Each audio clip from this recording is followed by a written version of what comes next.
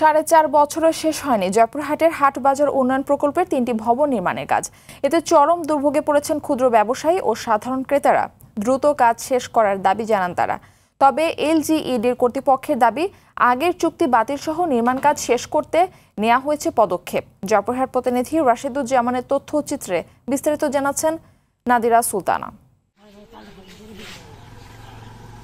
জয়পুরহাটের কালাই উপজেলার হারুঞ্জা, খেতলালের লালাগড় এবং আক্কেলপুরের রায়কালী বাজার উন্নয়নে একটি করে দ্বিতল ভবন নির্মাণের উদ্যোগ নেয় এলজিইডি। দরপত্রের মাধ্যমে নির্মাণের দায়িত্ব পেয়ে 2020 সালের ডিসেম্বরে কাজ শুরু করে ঠিকাদারি প্রতিষ্ঠান নওগাঁর মেসার্স মন্ডল ট্রেডার্স। চুক্তি অনুযায়ী 1.5 বছরের নির্মাণ শেষ করার কথা থাকলেও 4.5 বছরে হয়েছে মাত্র 30 ভাগ কাজ।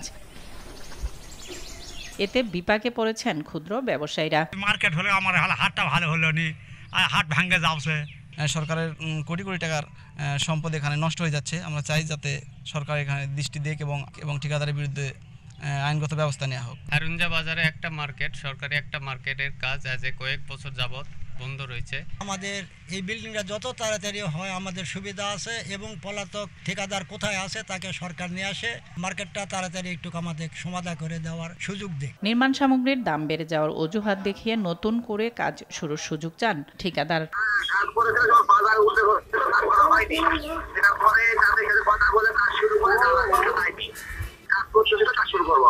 এদিকে দ্রুত কাজ শুরু করতে প্রয়োজনীয় পদক্ষেপ নেওয়া হয়েছে বলে জানান এলজিইডির এই প্রকৌশলী। হাটবাজার উন্নয়ন প্রকল্পের 3টা কাজ অলরেডি বাতিল হয়ে গেছে।